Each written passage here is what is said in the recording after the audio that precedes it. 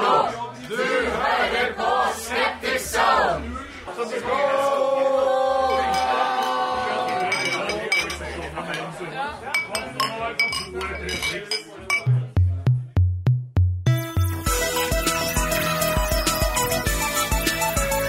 Welcome to the Skeptic Zone, the podcast from Australia for science and reason.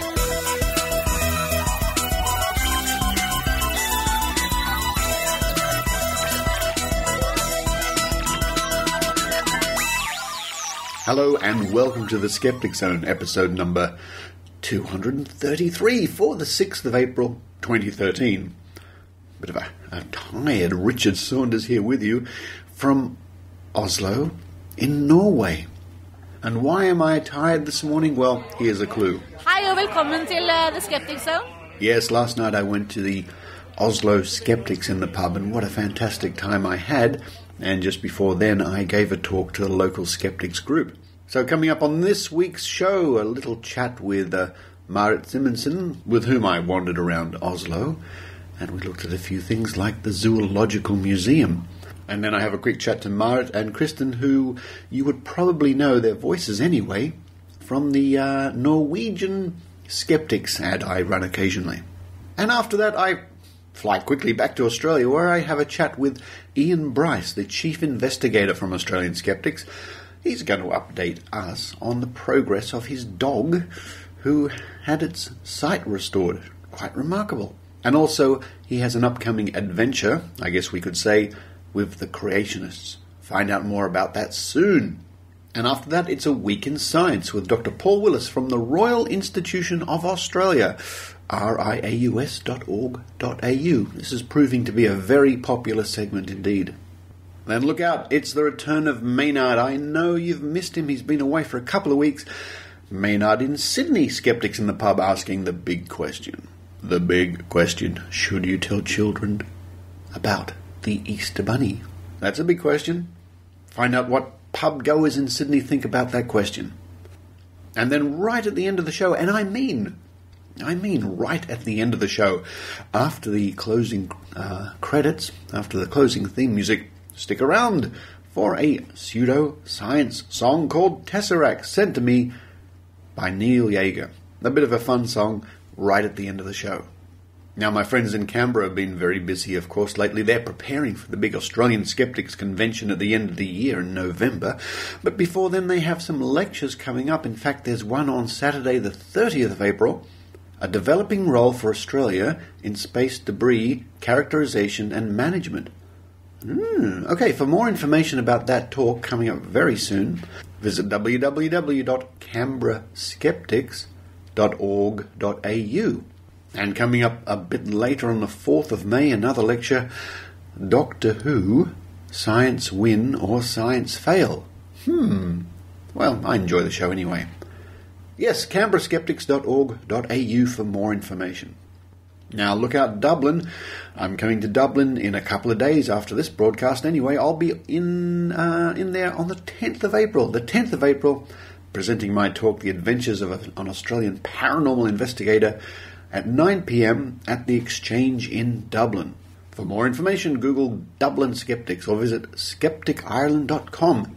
Yes, the 10th of April at the Exchange in Dublin. I look forward to seeing you there.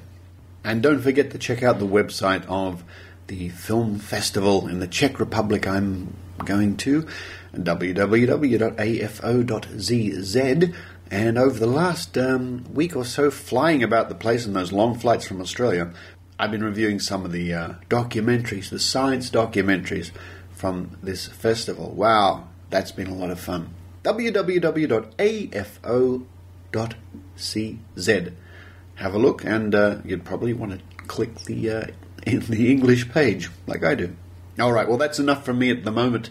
I'm going to, I'm right up in this hotel room. I'm going to run downstairs. No, I'm not. It's too far. I'm going to take the lift. Yes, I'll take the lift down to the breakfast room. I think there's some smoked salmon and eggs ready to go. Have a coffee while you enjoy the Skeptic Zone.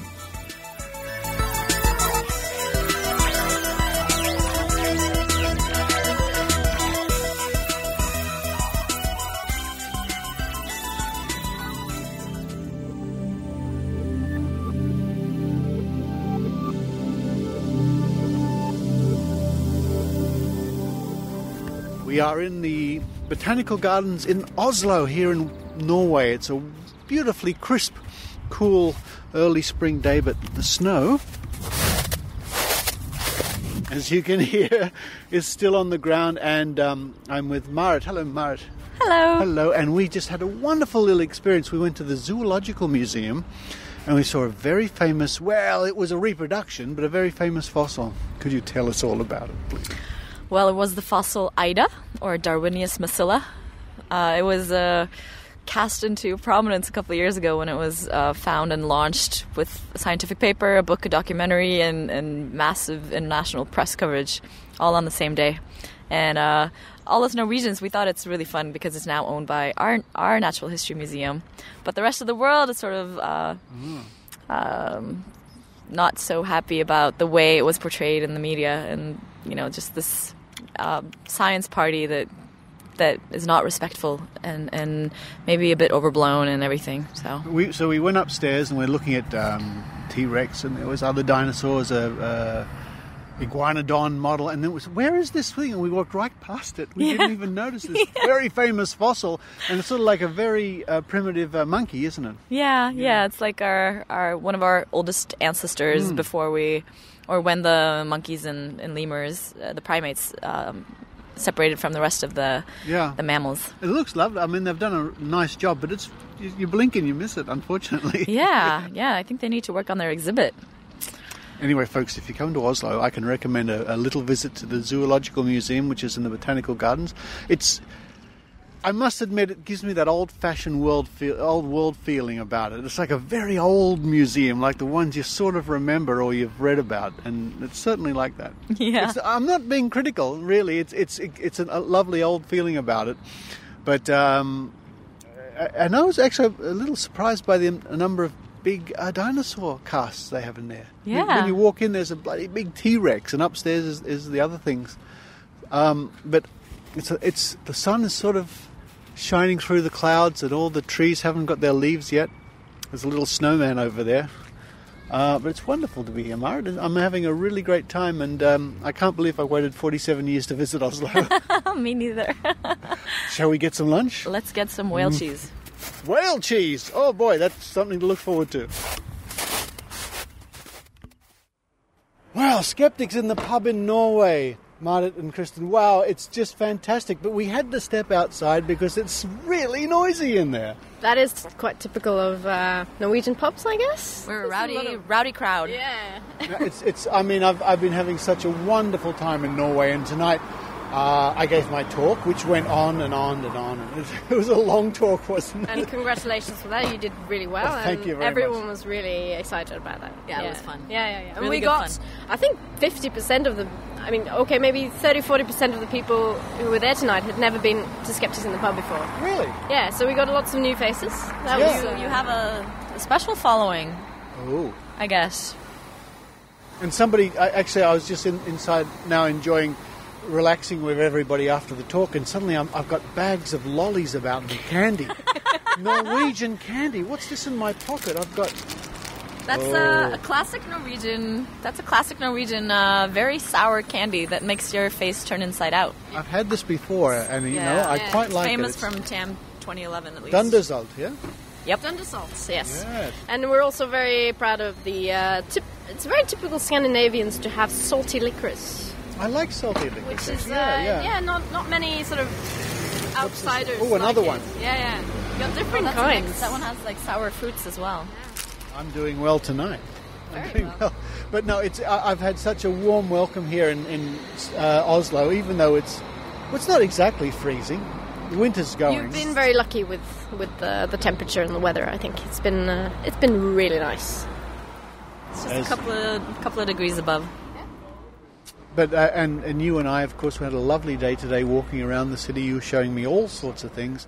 And then when we got back, you showed me on a map where we went. We walked. I couldn't believe it. Yeah, we walked all over the city. I could hardly believe it myself. Including at the end a walk through the graveyard, which was very interesting, of course, yeah. And somebody told me today what the smell was we're smelling, because the snow's melting and all the rotting stuff is being... Very charming, I'm sure. Yes, folks, come to Oslo. It's just wonderful. Yeah. No, it is. It's a beautiful city. I love the Opera House, and I love the cool, crisp air after a long, hot Australian summer. Now, you two, how can our listeners find out more about Norwegian Skeptics?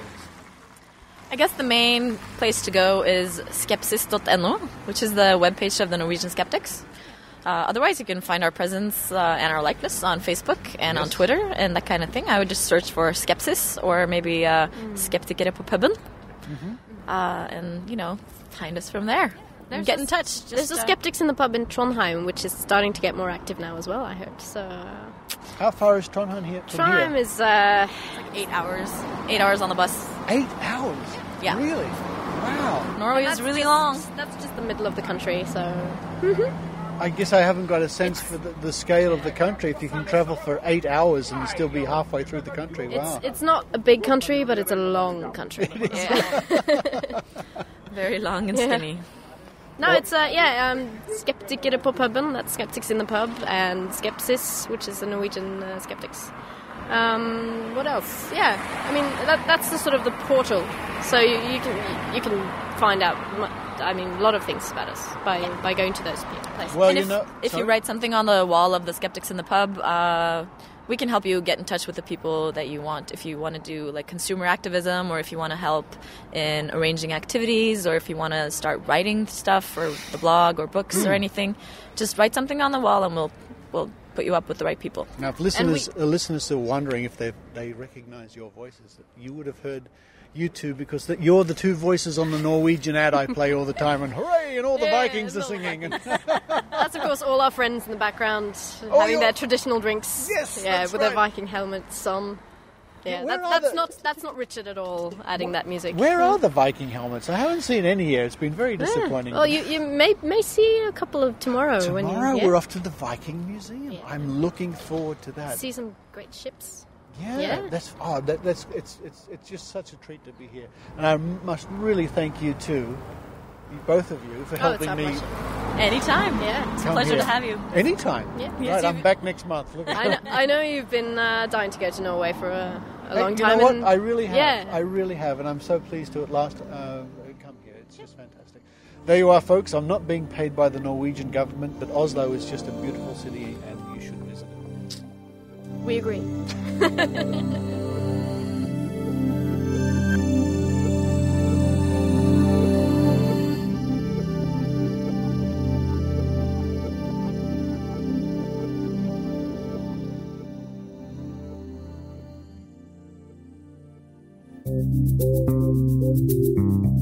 The Skeptic Magazine, the journal from Australian skeptics.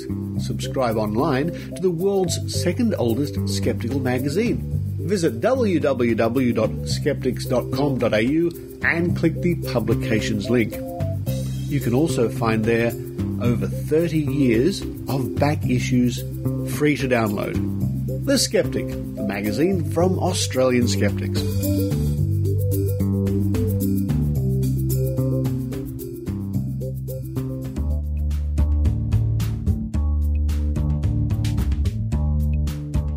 Folks, I'm still here in Sydney, Australia. I haven't left yet. Well, I have actually, but due to the magic of recording and time delays, I'm still back in Sydney, Australia. I'm at the home of the Chief Investigator for Australian Skeptics, Ian Bryce. Hello, Ian. Hello, Richard. Good morning. Good morning. And I'm surrounded by all sorts of little dogs. Hello. Come here. Now, you sit down, because I wanted to come and visit you today because a few weeks ago, and our listeners may well remember, you told the story of your little dog, Sapphire, who's just in front of me now. Hello, Sapphire. Who went blind for a while. That's right, she got cataracts in both eyes and the world went dark.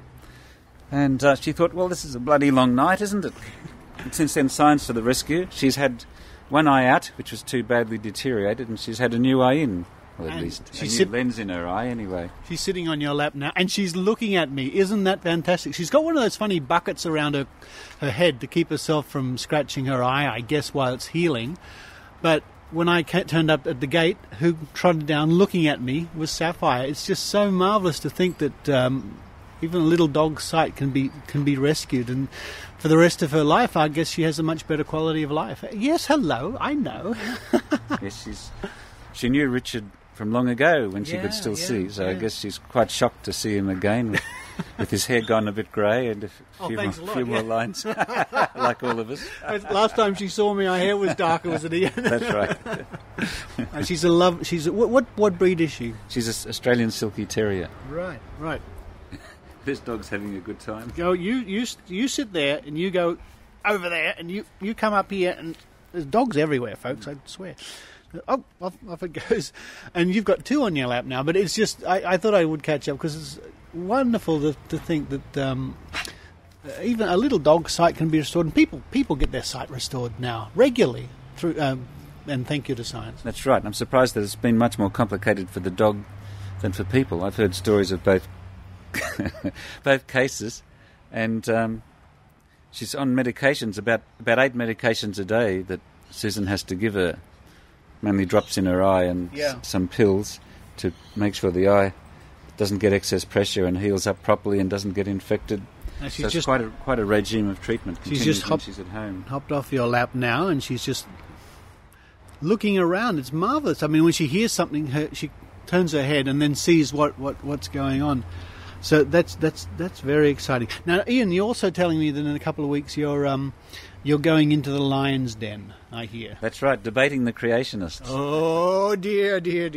Which I first did back in about 1985. So, wow. So about 30 years ago. So you've been boning up on your arguments.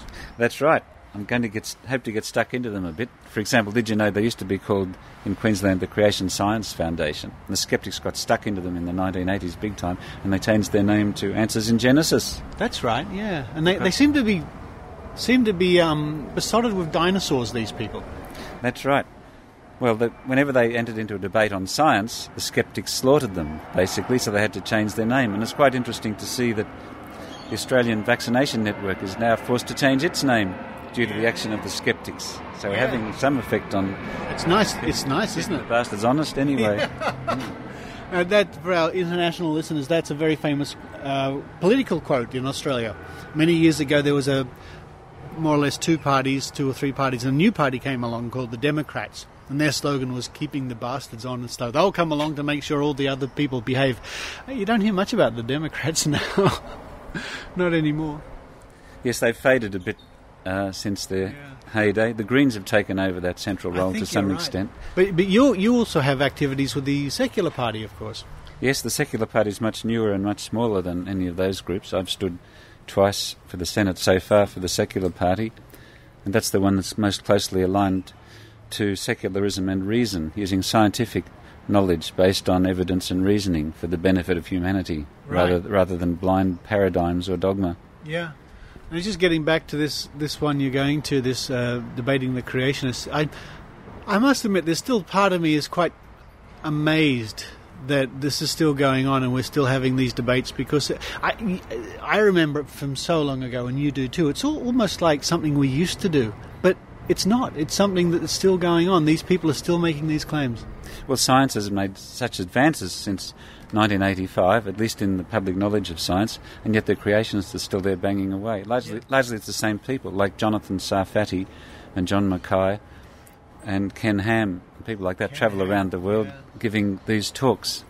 So I'm hoping they'll be fairly easy to demolish, because they're using the same old arguments which we've addressed many times before. So if I bone up on that... Do you know if this is being recorded? I guess it will be. I'm pretty sure it will be, because they're pretty big on recording things. Yeah. What I like is it's not against an audience of creationists. Often there's a lot of people there whose minds are not made up, we hope. So there is some room for swaying the opinion. This is being organised by the Presbyterian Church in Tenterfield. It's a bit odd, though. I mean, the Presbyterians, I would have thought, aren't the sort of people who would go in for creationism, but there you go.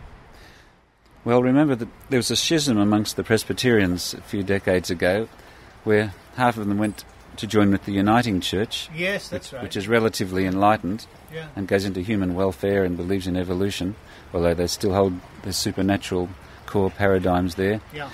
And the remaining Presbyterians were the more fundamentalists to some extent. I see. That's interesting, because I remember that time, because as it happens, my dad was a Methodist minister, And at that time, the Methodist Church then became the Uniting Church, and I remember that the Presbyterians were joining, and as a little boy I sort of remember this sort of thing going on. But, well, from my point of view, my dad certainly never had any problem with accepting the fact that the Earth was billions of years old and all the rest of it. So it's an interesting, it's a mixed bag, isn't it? Mm. Yes, indeed. In fact, I'm planning to offer the audience a bit of a choice, that they can join with the creationists and decry science and evidence. And young Earth does away with most scientific principles would need overturning, so they can throw away their cell phones and their aeroplane travel and take everyone back to the Stone Age. Or they can become an atheist like me, or they could consider having a more enlightened church. For example, the Uniting Church in Balmain, where I'm a member of, funny enough, as a guest atheist, as it were. Okay. Sure, some of them have their little supernatural bits about resurrections and crucifixions and communion, but most of the time they're spent for the benefit of human welfare. We're talking about refugees and civil liberties and the unemployed and the homeless and things like that. So that's a group where the greater emphasis is on human welfare, and they all acknowledge evolution and the validity of science. Yeah, so I could offer that middle road perhaps to the audience. Oh, that would be interesting. Now, I was just telling you just before we started recording, I've been enjoying a series which is currently showing here in Australia called Conspiracy Road Trip, which is fascinating, where they take a group of conspiracy theorists from the UK. And there's quite a few episodes. The ones I've seen, they've taken them on a little bus tour around the United States. So they've got a busload of UFO believers, and they go and talk to scientists, including Michael Shermer, they spoke to. Yeah. And there's one on 9/11 conspiracies, which is quite interesting. Shermer's been out to Australia a few times. Yes, he has, yeah. And he wrote a book called The Moral Landscape, if I have it right, which is very interesting and goes a long way towards providing a scientific basis for analysis of morality. And the other one, which brought this to my mind, is they take a busload of dyed-in-the-wool creationists, and they take them around the United States, including to the Grand Canyon. And they have a look at the geology. And there's a great scene, and listeners may well care to Google this show. It's worth watching, Conspiracy Road Trip, where there's a huge bow in the river in the Grand Canyon. Is it the Colorado River? Oh, I'm going to get in trouble if I got that wrong. Yes, it is. Thank you. And so the creationists say, well, the Grand Canyon was made in 6 days, or no, not 6 days, or the flood, very quickly. Yes. And they say, well, what about this huge bow in the river where it does a big U-turn? They say, well, if you have fast-running water, it's not going to make a U-turn. It more or less travels in a straight line. So it's full of interesting little bits like that. Yes, indeed. Well, that's one of the arguments they bring up. They point to the fact that Mount St. Helens, as a recent example, there's been a canyon carved through the lava field in Mount St. Helens that was actually carved out in a couple of days. Yeah, they use that as an example to say the Grand Canyon could also have been carved out in 40 days of Noah's flood. 40 days, that's right. Yes. So I need to point out to them that the ash field at Mount St. Helens was laid down in about 24 hours, so it was light and fluffy. So of course it can be washed away in 24 hours, whereas the Grand Canyon was laid down in hundreds of millions of years, so it would take hundreds of millions of years to erode away as well. There's another great scene in this Conspiracy Road Trip where they show them a lot of skulls progressing in evolution of human, and our ancestors, and saying that if creationism was true, what you would expect to find was human skulls all the way down the rock strata in the various different layers. Ah, yes. But in the same valley, you don't. You see humans at the top, and as you progressively go down, then you get more distant ancestors. And it's quite... there goes one of our distant ancestors now on a motorbike, I think. And it's quite interesting to see their faces and their reactions. It's like a voyage into psychology more than anything else. So I'm sure you'll have the opportunity to have a look at that. Yes, indeed. And you mentioned dinosaurs before. That's one of the more interesting aspects, because back in about 1985 at a creationist conference, they were selling casts of dinosaur footprints with human footprints intermingled with them. Proof that dinosaurs and humans existed at the same place and the same time from Paluxy River. There's some science going over our heads right now. What's that one? Oh, it's a little commuter jet. Yes, I've seen some of the so-called evidence, And it's a huge stretch of the imagination to see these blobs as human footprints. It really is. Yes, I'm wishing I bought one of those footprints now, because I'd love to hold it up today and point us past fraud by the creationist group. Well, be prepared, because what they'll do is they'll bring up some argument and they'll say this is science. Yes, that's right. I'm wondering whether the guy I'm arguing with, John McKay, is actually a geologist. So he's been a scientist of some sort. Yeah. So is he going to argue from the point of view of science, or is he going to fall back on the old one that said the Bibles must be true because it says so in the Bible? Well, I mean, his thing that Ian Plimer, many years ago when Ian Plimer was debating creationists, as soon as they would say something along the lines of, well, God could do it any which way he pleases, or, yeah, God did it, or words to that effect, or you just say straight away, well, that's not science. You've left the realm of science now. This is a scientific argument. Yes, that's a good approach. You could try that anyway. Now, this little dog has fallen almost asleep on... Oh, hello, you've woken... Yes, hello, nice to see you too. And Sapphire is still there looking around the world, which is wonderful. She's enjoying life very much. She is enjoying... Her appetite has doubled, you know. Well, I'm not surprised. She must be more active. I'll just do a quick interview with Sapphire. I'll just come over here. So, Sapphire, what's it like being able to see again? And she sniffs the microphone. I think that sums it up, because she could see where the microphone was to sniff it. That's just marvellous. Well, I'll tell you one more interesting thing about the creationists. Oh, yes. We wonder what motivates them to do this sort of thing. And we found out because Jonathan Sarfati and his colleagues were doing a talk in Sydney a few months ago that I went along to heckle because they didn't allow questions. And he said the important thing here is not to allow even one little bit of the Bible to be questioned, because if you do that, it'll start...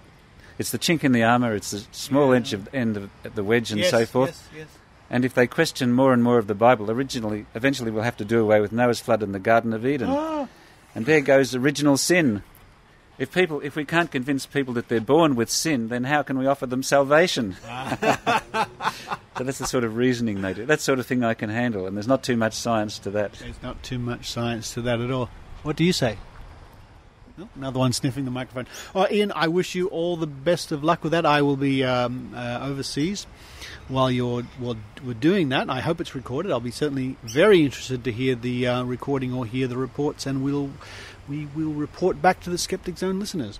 And I hear you've got a big adventure ahead of you, Richard, with all sorts of overseas events. Yeah, well, when this show goes out to where I should be in heavens above, I think I'll be in Oslo.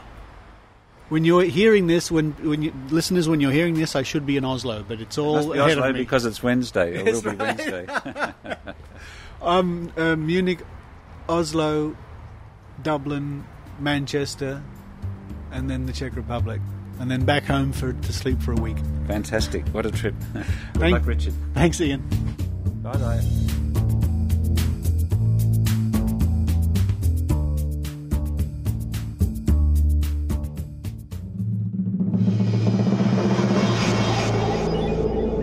Greetings, Skeptic Zone listeners.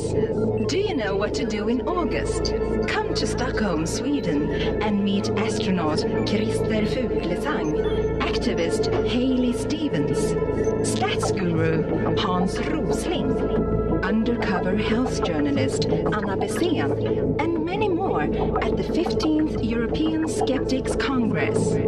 Friday the 23rd to Sunday the 25th of August in Stockholm, Sweden.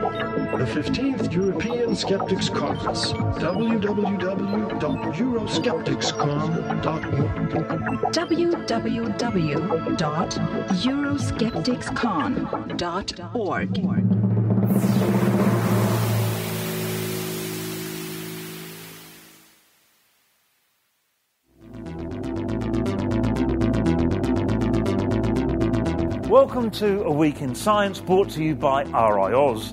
This week, 3 astronomical wonders, expanding sea ice and reading dreams.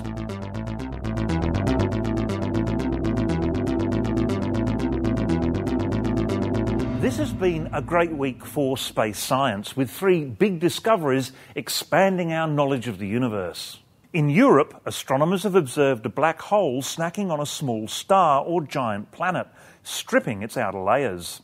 The celestial lunchtime occurred in a galaxy 47 million light-years away. They are now focused on a similar feeding event of a gas cloud about to be consumed by a black hole at the centre of our own Milky Way galaxy. Meanwhile, astronomers in Australia and Hong Kong have been watching the death throes of a giant star in the Large Magellanic Cloud. They've made the highest resolution images yet of this phenomenon. A particle physics experiment on the International Space Station has found evidence for what may be dark matter. Dark matter has never been observed but is thought to make up around 20% of the universe. The Alpha Magnetic Spectrometer detects cosmic particles released by stars and galaxies within and beyond the Milky Way. By studying these particles, scientists have detected antimatter positrons, which are thought to originate from dark matter. Researchers have cautioned that further analysis is required to confirm whether this is indeed evidence for dark matter, but the results are still an exciting development in our understanding of the universe. Gel microfibers that contain living cells and proteins can be used to reconstruct functioning tissues. Kids with early puberty experience behavioural and social issues that actually date back to preschool years and then continue into adolescence. Macular degeneration, the leading cause of blindness in old age, could be prevented by a simple eye drop that controls cholesterol buildup. And your breath print, a unique chemical profile of your breath, could be used as a future health and diagnostic tool. Climate warming has led to an expansion of Antarctic sea ice, a counterintuitive result published this week in Nature Geoscience. It appears that the underside of sea ice melts to create a cool layer of fresh water. This insulates the ice from warmer ocean waters below and thus prevents further melting. This negative feedback effect is expected to continue into the future. It's important to note, however, that this melting pattern doesn't apply to land ice, which has a greater impact on sea level rises. And finally, Japanese neuroscientists claim they can read your dreams. When awake, people were shown a series of images while scientists monitored their brain activity. The same patterns of activity were then also observed while the people were asleep. When asked what they had dreamt about, the subjects said they'd seen the same image that they were shown while awake. Recognising these brain activity patterns and interpreting them is the first step to developing a scientific dream reader. Well, that's that idea out the window. When you have a moment, why not have a look at the science blogs on the RiAus website? My latest regular blog covers the discovery, preparation and interpretation of a 100 million year old bone. Other bloggers discuss Florence Nightingale's vital statistics, the future of bendable phones, and the advisability, or otherwise, of resurrecting extinct species. There's lots more there. You're sure to find something appealing. That's riaus.org.au and follow the links under news. That's been the highlights of another big week in science. For more information and other science news, check out the RiAus website, riaus.org.au, where you can also sign up for notifications of future episodes.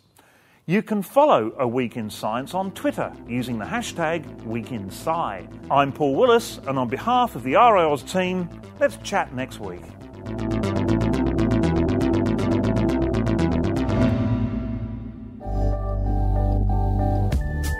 The Canadian public has been poorly served by a government which displays little respect for objectivity and science. Canadians are taken advantage of through weak consumer protection regulations that allow the sale of products and services that don't work, and our media is all too willing to report dubious claims without examination if it will attract readers and sell advertising. Individual freedom of choice is being jeopardized as the unscrupulous or misinformed attempt to influence our important decisions. It's time for a change. Bad Science Watch is a new activist organization that will challenge the media, advertisers, and politicians when they promote unsound science that can threaten the well-being of Canadians. We will provide analysis of dubious scientific claims to you, our government, and the media, and campaign for policy decisions based on the best evidence available. We will take action to to pressure politicians to enforce and strengthen consumer protection regulation. We will stand against the exploitation of you and your family by the peddlers of bad science. You can help us. Donate or pledge to support our campaigns and research efforts. Join our mailing list to receive action alerts and help effect real change. Tell your friends about us. Find out more at badsciencewatch.ca. Bad Science Watch. Important issues. Sound science. Real change.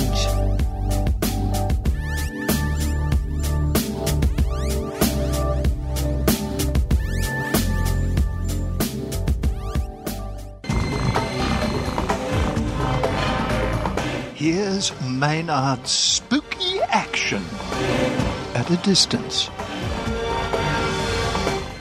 Look, welcome to the Skeptic Zone. Maynard, I've been away for a few weeks. I've been on assignment to solar flare, that's all I can say. But we're here with Dr. Rachie at Skeptics in the Pub. Hi, Dr. Rachie, how are you? Hi, Maynard, I'm well. How are you? Well, you're fine. You were in the good seats down the front. You were in the VIP seats for Skeptics in the Pub. I was up the back in the kitchen, and what was the guy talking about? I think I heard something about soap. I don't think there was anything about soap. It was Shane Greenup, and he's... But you should have heard the girls next to me at the next table. They were having a really interesting conversation about a boy they'd gone out with. Ooh. They were Eskimo sisters, if you know what I mean. I don't even know what that means, You don't know? Oh, okay. I'm not sure that I even want to know what that means. Okay, so I think there are people out there who know what that means. I'm sure Richard Saunders, he knows what it means, but they were talking about that, which was nowhere near as interesting as the talk on soap the guy was giving. Well, no, he wasn't talking about soap. His name is Shane Greenup, and he developed a piece of software called Rebutter, and we've had him on the show before. I spoke to him at TAM. Yeah, he was at TAM last year, and he's going to be talking at TAM this year.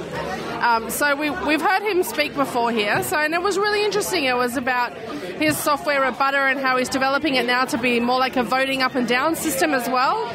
So not only can you rebut things, but people vote up and down for what you've rebutted to, which is, I guess, a bit like a Reddit sort of system. Look, that brings me to a lifestyle question about yourself, Dr. Rachie, and a lot of other people must wonder this about you as well. How does it bring you to a lifestyle question? Because every time I read a post from you, or I meet you, or we see you drunk at the bar at 1 a.m, you're always talking about arguing with someone on the internet, and it's always someone different. How do you go through your day with that much combative behaviour? You're usually arguing with someone. Well, I'm only doing that online. In real life, I'm not like that. I don't know. Do I always post something about that? No, there's always something going on with someone. There's always someone wrong on the internet, and Dr. Rachie's fixing it up. I mean, there is always, there's that famous, is it the PhD comics or XKCD of someone's wrong on the internet, are you coming to bed? Yeah, I mean... I had a friend of mine the other day make a post about it's time to change the password on the internet because there are too many idiots using it. I think we've got to that stage now. There seems to be an explosion of idiots on the internet. Oh, look, I've really stepped it up a notch. I mean, I'm a no agenda listener. Yes. Well, I've just started listening to RiAus Radio, which makes them look like really like the Conservapedia. Okay. And I've also got onto the higher side chats as well, not the fireside chats, but the higher side chats. And between those two podcasts, they are just bringing the stuff. I mean, we're going all the way back to the fluoride conspiracy now. Wow, so are you, one degree of separation from Alex Jones now? I would say probably 1 degree from Alex. Right. And the great thing is that you don't have to put up with all those ads for gold that Alex has on his show, and all the prepper supplies that he has on his show. He does have a lot of ads, doesn't he? I've only watched his show a few times. I watched it when he had Mike Adams hosting, and he was interviewing Andrew Wakefield. That was pretty bad. Yeah. But you see, you're so busy getting on the side of righteousness that I've got to go out there and listen to this stuff, which I kind of enjoy. I'm going, hang on, fluoride. And then I ring you up and you go, Maynard, I'm going to punch you. I don't think I said I was going to punch you. I try to be nice about it. So do you ever go on the internet and not have an argument? Yes, I posted something on Facebook tonight about how bad the traffic was in Sydney. Right, okay, well, there's an argument just waiting to study. Look, I'm going to run around and ask people, the question of the night is, if you have a kid, Easter's just gone by, do you think you should tell them about the Easter Bunny, or is that just loading them up with another myth they don't need? The Easter Bunny. Yeah, do you think kids should be brought into that or not? Oh, look, Maynard, I don't really have an opinion on that. I don't have children, so I'm not qualified to have an opinion on that. Right, you're just interested in the chocolate. Yes. If for some reason the Easter Bunny prevented you getting the chocolate, you'd be all over that issue. Well, you see, in my house we have one of those giant microbes. We have a measles giant microbe. Okay, right, yeah. And in our house, he was an Easter measles. So he brought the chocolate. Oh. A giant virus brought the chocolate this year. So if anybody ever had a real live chocolate fountain in their living room, that would be Dr. Rach. She should just wake up in the morning and put her head under it. Man with a Is this not too noisy for you? Oh, no, it'll be As fine. I was telling you, Maynard is... sorry. Maynard. Look, I'm here with the Power Elite group within the Skeptics. We've got Tim and Aran. How are you? Very good, thank you. Now, I'm good too. No, well, tonight the question is, should you tell children about the Easter Bunny, or are you just loading them up with another myth they don't need? Tim, you first. What's wrong with the Easter Bunny? What about the Easter Bunny?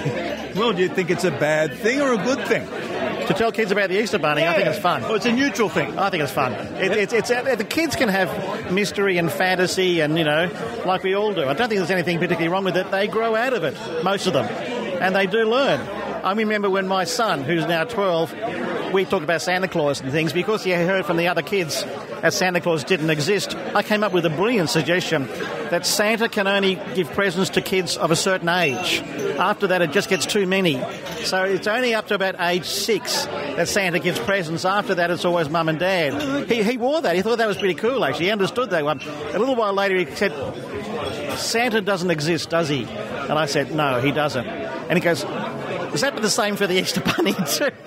And he cottoned on. They're fine with it. So he cottoned on to Santa beforehand. Cottoned on to Santa first, then the Easter Bunny and the Tooth Fairy followed. Tooth Fairy is probably very difficult because the Tooth Fairy supplies money. Yeah. So it's very hard to give that one up. But my kids picked up on the Tooth Fairy first. Yeah. So do you think it's a good thing to tell kids extra myths like the Easter Bunny? I think it's okay. I mean, I think it's all a matter of context. I mean, you can tell them the story of Santa or the Easter Bunny and all that. I think you have to be very careful. I generally prefer not to lie to my kids. So there are ways of telling a story as if it's a story, and just allow them to, because it's all in the environment. I mean, if I told them now something that is not part of their environment, they would think it's all weird. But if you tell them about the Easter Bunny in Australia, then they pick it up from their environment anyway, or about Santa. So you don't actually have to tell them it's true and Santa is coming and all that. You can tell it as if it's a story, and if they buy into it, then that's fine. The books they read at the early age, they actually buy the characters in the books as well until they realize that their characters are not real. I think the important thing from my perspective is when they ask questions, don't lie. So if they ask, is Santa real? Then, there's ways of actually not bursting the bubble while not lying. So, for example, you could say, what do you think? Or things like that. And, just you can develop a discussion around it. But I don't think there's anything wrong with having a bit of fantasy in kids' lives. If they're 14 and they still think Santa brings them presents, he brings them presents. I think the fact that they believe in Santa is the least of your problems. Can I say, at the very first Skeptics convention, one of the very first in Melbourne, a lady stood up and asked if we should ban entirely fairy tales. And I thought, and everyone said, go away. Everybody, you can have a bit of mystery, a bit of fantasy in your life. It doesn't hurt. If you base your life around it, that's where the problem lies, I think. Look, we're talking about propagating the Easter Bunny formula here. Who we got here? David. So do you think it's a nice myth? It's a harmless myth? I'm talking about the Easter Bunny here. It's a harmless myth. So, I mean, but it's related to chocolate. There's a direct connection between myth and reward. Well, yeah, I like to give thanks to the Mayans who brought us the cocoa bean. Okay, yeah. And they had a bit to do with the coca plant too, didn't they? That part of the world. Yeah. And have you got an opinion on this? Do you think we should propagate the Easter Bunny myth? Yeah, I don't see why not. I was brought up with it, so I don't see why kids shouldn't be brought up with it now. It's fun. Do you remember the moment that maybe you twigged on the whole Santa thing and went, hang on a minute, do you remember the moment you think that might have been put on? No, I don't remember that at all. Yeah, some people clearly have a moment where they go, aha, and some people, it was a gradual realisation. Yeah. And this is your first time. You're almost a first timer here at Skeptics at the Pub. Yep. David invited me along a couple of months ago, and this is my second time. So yeah, it's good. What has brought you to the Skeptics? David. Yeah. And what's your interest of area? Is an area that really gets your goat, your skeptical goat? Yeah, I don't believe in psychics, so I'm more scientifically minded, I guess. That's about it. Okay. Oh, you'll find plenty of kindred spirits here tonight. Yeah, I'll be chatting to them. Oh, look, I'm here to hear a bunch of erudite people that are talking about bloody grammar again. This always goes on to the Skeptics. What are you talking about? Are you talking about the use of the apostrophe, of whether whom is no longer... the whom is not needed. Whom is gone. It's not a word that we use anymore. You go whose. You don't say whom. It's gone, all right? It's over. Maynard is yelling at us. I do. Yeah. I feel very strongly about whom, because I've been corrected whom so many times. Maynard's in super caps lock at the moment. I know. Yeah. I am all the time. Look, I'm here to say, should we propagate, apart from getting rid of whom, we don't need that word anymore, the myth of the Easter Bunny, should it be propagated? And I just wish I knew what propagated meant. Only if it's a GMO Easter Bunny. I see, okay. Would you tell your kids about the Easter Bunny? I don't know. They might come into conflict with my Jewish cultural traditions. All right, okay. They'd have to be kosher for Passover, Easter Bunny, Easter eggs. So yeah, the rabbit's not a kosher animal? No, it wouldn't be. It doesn't have cloven hooves. No, probably not. Okay, well, Easter Bunny out then. Now, what about you? You've got strong beliefs about various myths, Jesus being one of them. What about the Easter Bunny? Well, I'll be teaching my children about chocolate, and if that happens to involve a rabbit of some description, then so be it. Well, I think it's not a bad thing, as I mentioned earlier, because the myth and the reward are very close together. You see the rabbit, you get the chocolate, and that's good. I have a suspicion my children won't be so dense as to believe the story that I'm telling them, but they'll understand that if they go with me, they'll get chocolate, which is the main thing. They'll humour you. Yeah. Yes, and that's all I'm asking for. That's all I ask of anyone, and so it's the least I could expect from my children. And who have we got here this evening? Luke, now, how do you feel about propagating the whole Easter Bunny thing? I think as long as you make sure that you say that the bunny lays the chocolate eggs and you try and stick that is the way it is, eventually they might start asking questions. Yeah, because where is this chocolate egg gland in the rabbit? Oh, yeah. No, that totally exists. Yeah, wow, okay. And did you have a bit of an Easter egg hunt or anything at the Easter? Did you get into this myth yourself? Not this Easter, but I normally will get my younger cousins going on when we're all together. And yeah, the rule is that the bunny had to lay the egg, and the 12-year-old started asking questions. I feel very deprived because, I grew up without Easter eggs, and, we were resigned to, 2 weeks of unleavened bread and Vegemite. What did you do at Easter? Like suck on a piece of wood or something? What happened? Huh? Well, what did you do at Easter? Suck on a bit of wood or something? What went on?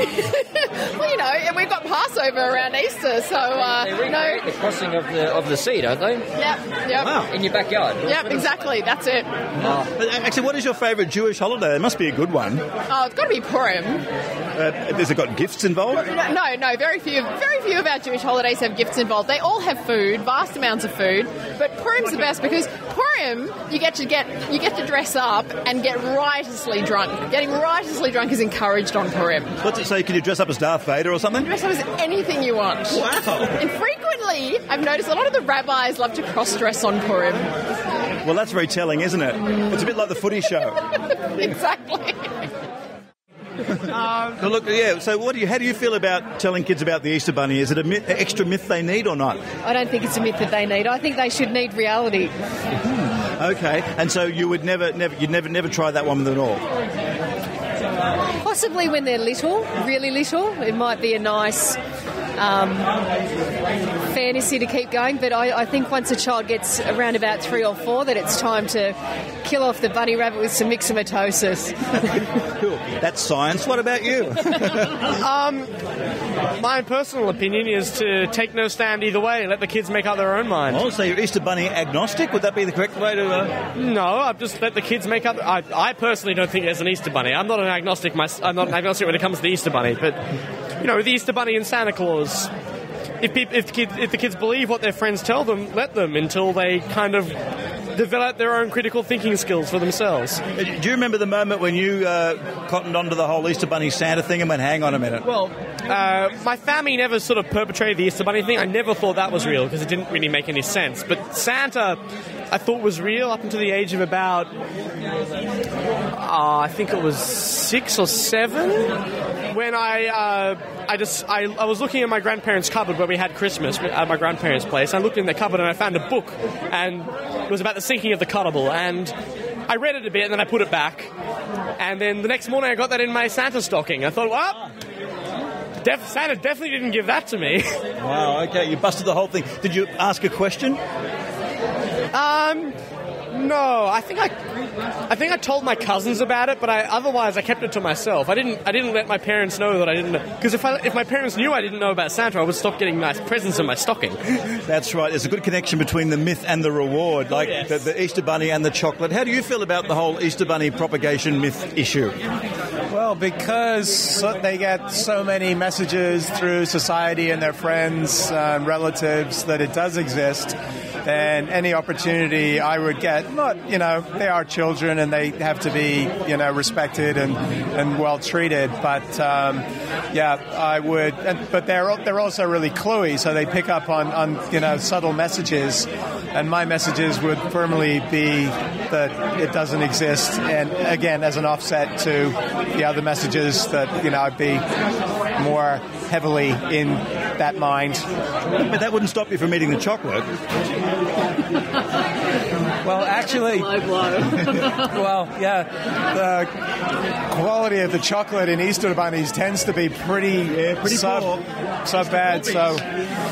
So I'm sorry there. I can't, even support eating the chocolate. And a bit of late-breaking news too. I only recently found out that the Easter Bilby was an initiative of Darryl Lee, and now there's no Darryl Lee. Easter Bilby's gone. I didn't know it was a Darryl Lee thing. That's not actually the case. Oh, there you go. So I'm just making stuff up because they were a sponsor of it, and so it's. But they're now no longer a sponsor, and other sponsors are being sourced, but it wasn't originally their idea, and it's actually quite a worthy cause because the Bilbies are under such threat. So is there any Bilby? I couldn't find any Bilby chocolate this year. Neither could I. Right, yeah, apparently things haven't gone that well, and so... Yeah, well, it's extinct for the time being, but it might come back like the carrier pigeon, you never know. And here with Jessica. Jessica, where do you stand vis-a-vis the Easter Bunny issue? Chocolate. I know, we're talking the myth and the reward very close together. You don't have to wait for an afterlife or anything like that. There's no priest to intercede with you. It's just you and the bunny. And it's the chocolate. And the chocolate. Fairly direct. But what do you reckon? Think kids should be told about it, or they don't need that? Look, it's harmless, I think. I think kids are smart enough to work it out. It's like the Tooth Fairy and Santa Claus. Really, what's the harm? It's a bit of fun. Okay. Have you got an opinion on the Easter Bunny myth? Would you tell kids about the Easter Bunny? Propagate the whole thing? Yeah, I would tell them about the Easter Bunny, but also about what was the name of the creature that became before the goddess. Oh, hang on, yes. The goddess Ishtar is where the name Easter comes from, and I think she should be celebrated. Look, she goes back before Christian times. Look, I'm up for anything pagan. Now, yeah, exactly. Oh, hang on, Jessica. Now, you hear the word pagan, you want to get into it. Actually, not so much pagan, but as an Aussie, I think we should propagate the Easter Bilby, not the Easter Bunny. Now, we talked about that earlier. It was a bit of a licensing thing with Darryl Lee, and now they aren't licensed with anyone, so there's no Bilbies this year. No Bilbies anymore. Okay, well, I reckon you do a Bilby, you do a bunny, and you do an Ishtar. Okay. And let the kid make up their own mind. Right. So you give them a big, long talk about paganism and the intersection of religion, then just give them the chocolate. Exactly. So that's a wrap from Skeptics in the Pub. Do come along the first Thursday of every month at the Mesbah upstairs there in the Coronation Hotel. And make sure you come a bit early, about 6 o'clock, so you can get a seat up the front. You don't end up being up the back like me, thinking that every talk is about soap. Mind you, that's a good thing. Dr. Rach didn't know what an Eskimo sister is.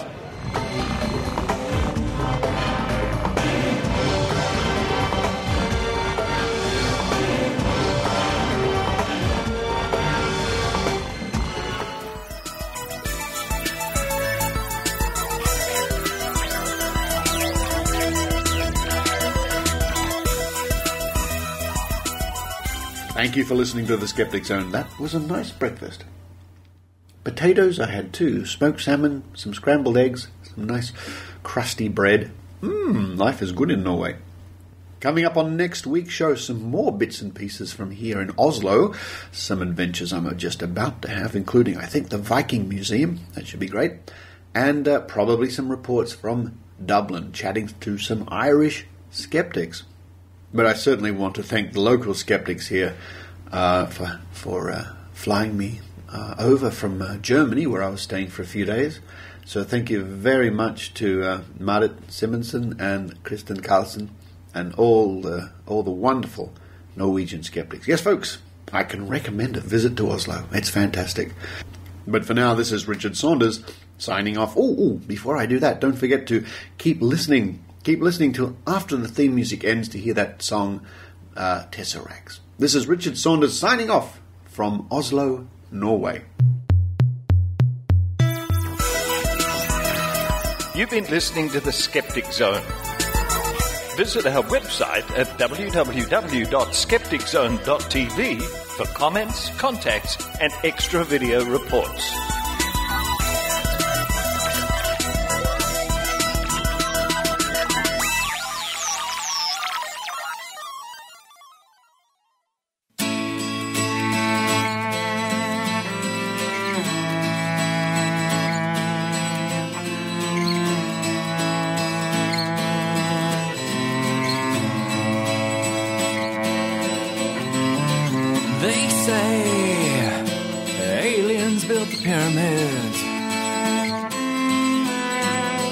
They say there's a continent buried deep down under the sea. Invisible beings will slip through your walls and grab you in your sleep and spirit you away. And have you seen the Virgin in the smoke of a volcano?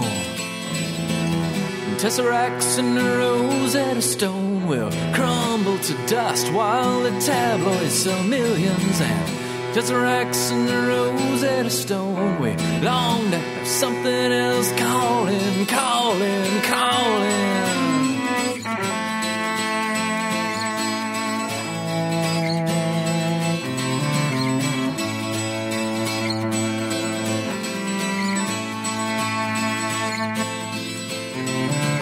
They say a man can bend a spoon with his will.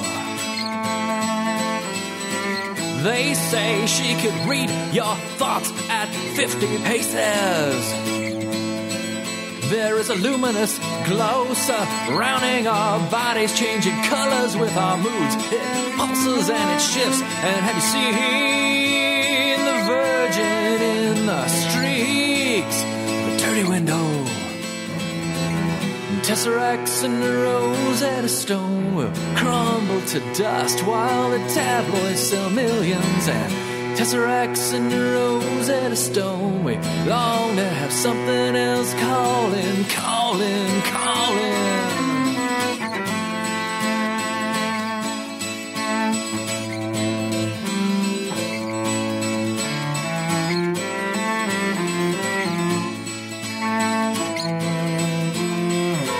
They say crystals focus energies.